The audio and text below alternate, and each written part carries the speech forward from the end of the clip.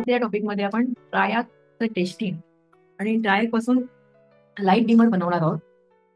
तर ट्रायॅक म्हणजे diode for AC किंवा डायोड फॉर अल्टरनेटिंग करंट. तर याच्यामध्ये 2 SCR आपण जोडले की ट्रायॅक तयार होतो.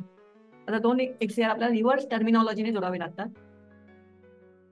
त्याच्यामुळे आता हे बघा PN हा एक SCR आहे आणि दुसरा SCR आपण उलटा जोडलेला आहे आणि त्याचे 3 टर्मिनल आपण बाहेर पडतात. गेट टर्मिनल दोघांचेही जॉईन केलेले आहेत आणि 2 टर्मिनल ते PN टर्मिनल जॉईन करून MT2 आणि MT1 असे टर्मिनल जॉईन बाहेर काढलेले आहेत. तर त्याचं चेकिंग आणि त्याच्यापासून लाईट डिमर कसा तयार करायचा. मला 2 SCR जोडल्यासारखं दिसतात. आता याच्यामध्ये काय, आता हा एक SCR आहे आणि हा दुसरा SCR आहे. कसा जोडलाय आपण? रिव्हर्स जोडलाय. म्हणजे आता PN ह्याचे 4 लेअर आहेत, त्याच्यामध्ये उलटा जोडलाय आपण.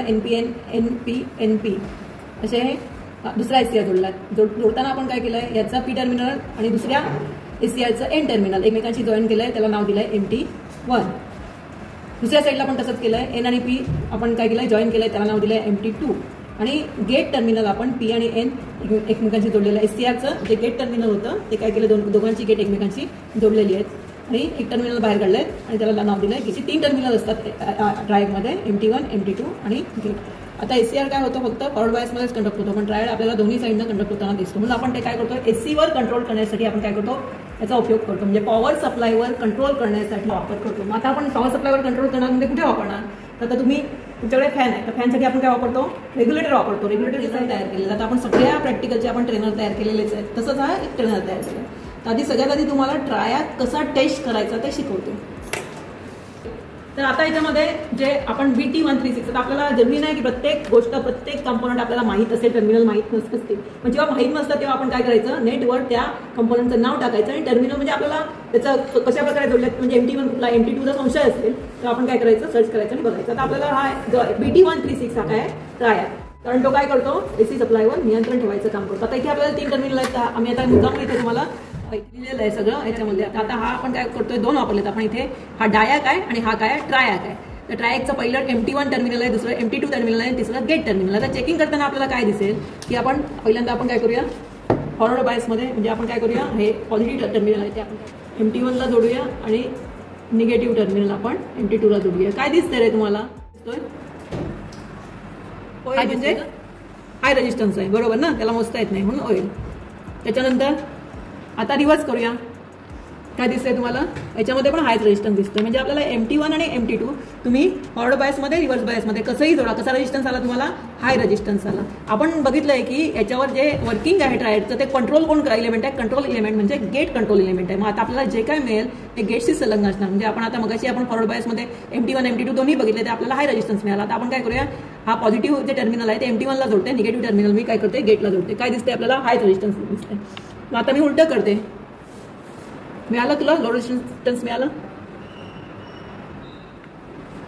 दोन्ही साईडनं आपल्याला हा लो रेजिस्टन्स मिळतोय, बरोबर. गेटला जेव्हा तुम्ही निगेटिव्ह टर्मिनल लावता तेव्हा पण लो रेजिस्टन्स मिळतोय. पॉझिटिव्ह रेजिस्टन्स लावता त्यावेळी, पॉझिटिव्ह टर्मिनल लावता त्यावेळी काय होतंय, त्यावेळी पण लो रेजिस्टन्स मिळतोय. आता MT2चं बघूया काय मिळालं आपल्याला. MT1 आणि गेटच्या मध्ये काय आहे, फॉरवर्ड बायसमध्ये जेव्हा MT2 आहे आणि त्यावेळी आपल्याला हाय रेजिस्टन्स मिळाला. आता रिव्हर्स करा, म्हणजे गेटला फॉरवर्ड बायस करा आणि याला हे करा. काय दिसतोय तुम्हाला, दोन्ही साईडला तुम्हाला काय मिळाला, हाय रेजिस्टन्सच मिळाला. म्हणजे आता मगाशी आपल्याला रिडिंग कुठे मिळालं, फक्त MT1 आणि गेटमध्ये मला फॉरवर्ड बायसला काय मिळाला, रेजिस्टन्स. तरच तुमचं काय असणार आहे, ट्रायॅक ओके असणार आहे. लक्षात आली कंडिशन तुम्हाला काय ती. त्याच्यानंतर हा डायॅक म्हणजे काय, ट्रान्झिस्टर सारखा डायॅक आहे, फक्त त्याच्यामध्ये काय आहे, टर्मिनल कुठली असतं सांगता येईल, ट्रान्झिस्टर एक टर्मिनल. तसं याच्यामध्ये नाही आहे, तुम्ही त्या टर्मिनलला सारखं डोपिंग केलेलं असतं याच्यामध्ये, आणि बेस वेगळा नसतो. आपण 2 टर्मिनल काय केली आहेत, आपण दोन्ही साईडची 2 टर्मिनल आपण बाहेर काढलेली आहेत. इथे आपण काय करतो, ह्याला म्हणजे कंट्रोल ठेवण्यासाठी काय, म्हणजे परफेक्टली बायस मिळण्यासाठी आपण काय करतो, हे डायॅक जोडलेलं आहे. करेक्ट बायसिंग, ट्रायॅकला करेक्ट बायसिंग मिळण्यासाठी आपण हा डायॅक जोडलेला आहे. आता आपण हे सर्किट तयार केलेलं आहे, असेंबल केलेलं. मी कमी जास्त करतो तेव्हा फॅनचा स्पीड कमी जास्त होतो किंवा लाईट डीम होते ना, तेच वर्किंग याच्यामध्ये होतंय की नाही ते बघू. डीम होत चाललंय.